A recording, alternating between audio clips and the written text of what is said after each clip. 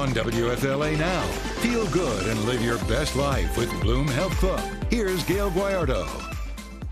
All right, we are super excited today to have Hall of Fame keynote speaker and Wall Street Journal and USA Today best-selling author, Dr. Delatorro McNeal, with us, who's going to help us overcome our fears. Let's It is go. so great to see you. Always an honor to be with you, Gail. Love this. Love the Health Club. Love Bloom. Love everything about what WFLA stands for. And we love you too. And Dr. Delatorro McNeal is the author of Shift into a Higher Gear, Better Your Best, and Live Life to the Fullest. And, you know, in your book, you help us overcome fear and our thought processes that hold us back in life. Yeah. You know, it's amazing, Gail. I mean, this work never gets old. You know, it amazes me. You know, the reason why I even wrote the book Shift into a Higher Gear is because I was hosting a conference every year for 5 years called the Full Throttle Experience. And it is a motorcycle themed success conference for high achievers. Because one of the things that I realized, Gail, is that most high achievers don't have a place to go to grow and develop because we're so busy being high achievers. And most people rely on us so much that we don't have a place to go to grow and develop. Most of us as high achievers have to lead while we bleed. So I wanted to create an atmosphere where high achievers could come together and really kind of embrace and grow and shift and evolve together. So I created the Full Throttle Experience. And then during the pandemic, a major publisher approached me about a book deal. They said, listen, we want to do a book around all this fear-based stuff that you're talking about in your events. And hence the reason why Shift into a Higher Gear came into existence. So I literally wrote a book with the backdrop of the book being about overcoming fear. Because if you think about it, that's what my life is about. I'm speaking to audiences all over the world. Public speaking is one of the #1 fears in the world, right? I ride a motorcycle. That's one of my favorite pastimes. And riding a motorcycle is also one of the #1 fears, right? So it's like, I feel like I live this life based on courage. Now, I was never in the military, but my father was. So I know what it's like to be the son of a disabled veteran who's done incredibly amazing things in his life because he didn't let the fear of being in a wheelchair prevent him from being incredible and being amazing to the planet. Wow. My dad was younger than 23 when he was drafted into the military, got shot in the upper back twice, and was left paralyzed from the waist down. My dad's been in a wheelchair longer than I've been alive, but I've watched this man without the use of his legs overcome fear and develop his presentation skills, develop his communication skills, go to USF, get a degree in social work, get a master's degree, and come out and become the national director of the Paralyzed Veterans Association of America. I've watched my dad do things from a wheelchair that most people are afraid of doing, right? So for me, the life that I live is one that's not based on fear. I don't let fear make the final decision. And I think that's one of the biggest things we got to do, Gail. If we're going to overcome fear, we have to understand that there's only 2 voices. If you're listening to this, listen to this, my friend. There are only 2 voices that run everything in your entire life. One is the voice of fear. The other one is the voice of love. Now, most people think I was going to say faith. Now, faith is an execution of love, right? But at the end of the day, we're driven by love or we're driven by fear. And every decision that we make every single day is driven by one of those 2 forces. And the way I say it in the book, Gail, is that every morning there's one of 2 warriors inside you, the warrior of faith or the warrior of fear. And the one that wins the day is the one you feed the most. So what we have to do if we really want to push past our fears and live our lives at the next level and enjoy amazing careers at the next level is understands fear's purpose. So let's start right there, Gail. Can we just, let's back up and say, okay, what the heck is fear, right? Because it dates way back. Yeah, right. It Just does. a little bit, right? So first of all, I want to help everybody who thinks that they can permanently get rid of fear. There's no way you will ever permanently get rid of fear. And the reason why is because fear is biologically hardwired into every human being. We are hardwired to experience what's called the emotion of fear. Now, fear, by definition, is a physiological response to a real or perceived danger, threat, Brody, or source of pain, Gail. I'm going to say that again slower. Fear, at its core foundational level, is defined as a physiological response to a real or perceived danger, that makes sense, threat, that makes sense, or source of pain. Now, when we approach this fear conversation from the standpoint of if it's a real threat, danger, or source of pain, it's like, okay, get away from the edge of the street, right? You could get run over by a car, or avoid that person. They're shisty, they're a charlatan, right? So there's things that our brain does to help us sense when we're going into a dangerous situation, or have you ever been somewhere, Gail, and you're like, this just doesn't feel safe? Yes. Your intuition was telling you this is not a safe environment. When that stuff happens to me, I walk. I don't care how much I paid to be in there.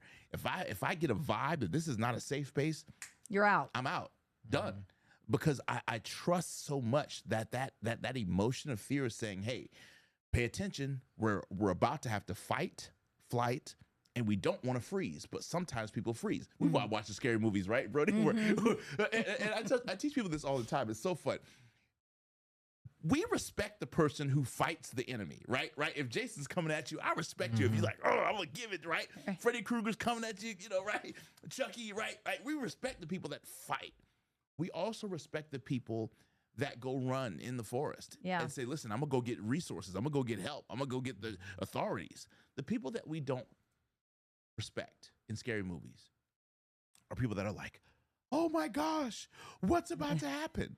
Or there's a pitch black basement downstairs. I'm gonna walk down there. And there's all these steps, and there's nothing. Let me go down there by myself with no weapon and nobody. Right. It's pointless. We respect people who operate in the truth of what fear makes you do. Fight, run. We don't respect the person that freezes. So what we have to learn how to do is when we feel, okay, I'm afraid of that presentation. I'm afraid to try that new thing in the bedroom with my partner.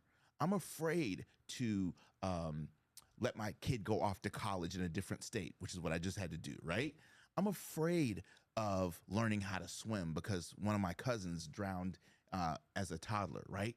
I'm afraid of fill in the blank. I'm afraid of filing for divorce because I don't want to be alone the rest of my life. We have a million things that we could be afraid of.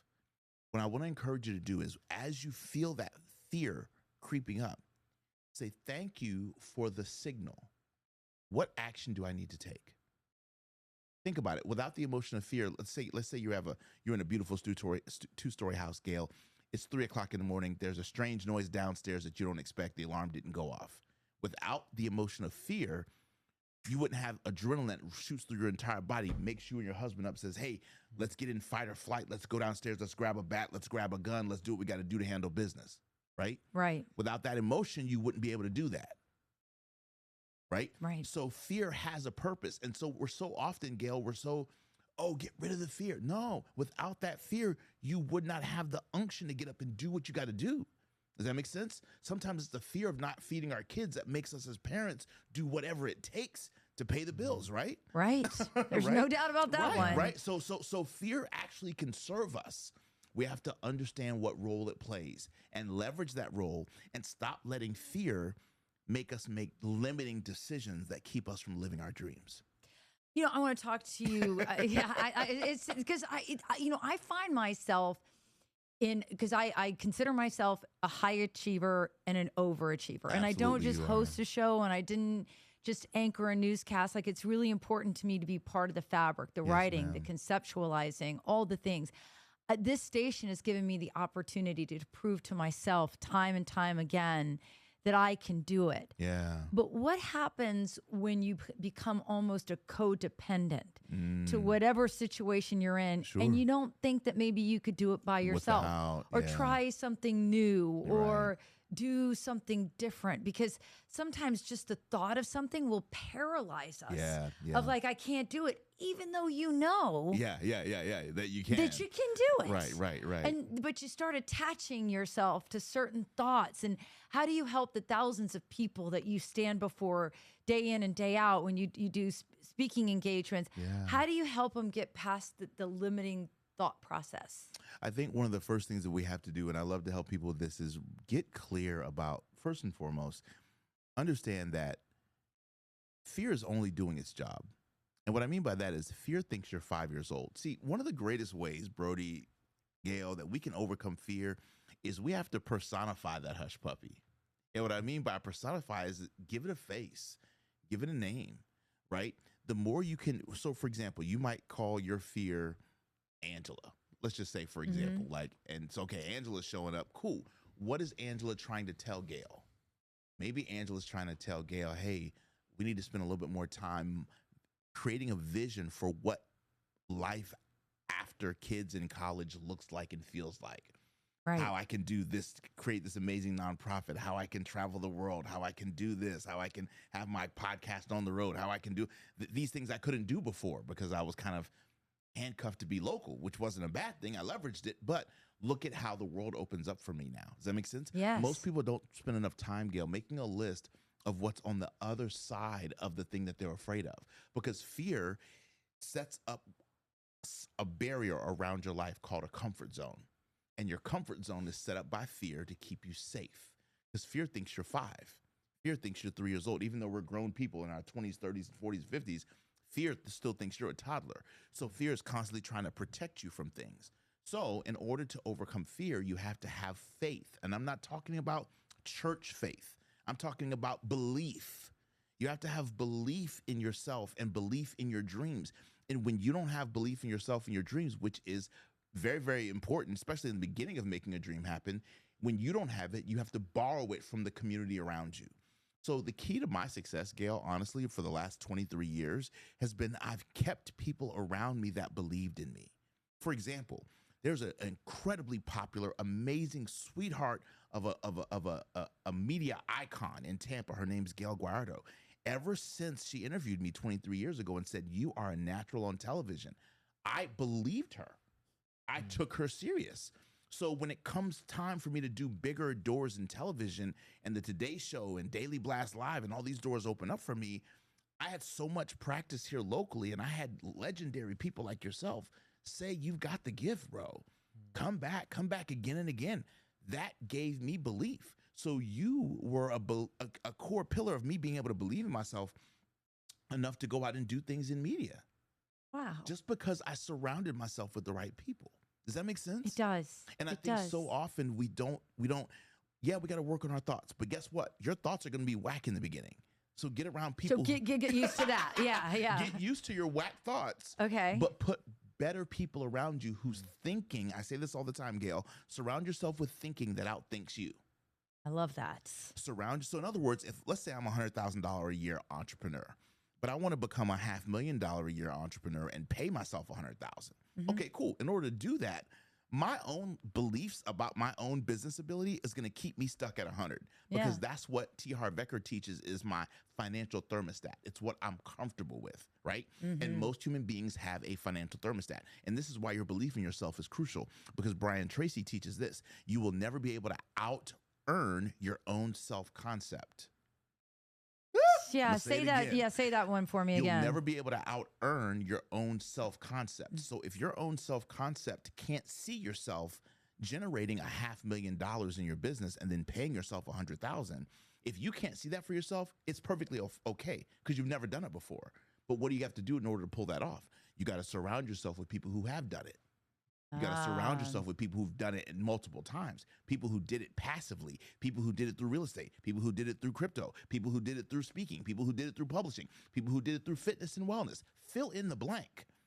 You got to surround yourself with a posse, chapter 8, shift into a higher gear, a posse of people that have done what you're trying to do. So that way their thoughts begin to replace your thoughts. I think so often we expect willpower to do it all. There's no way. This is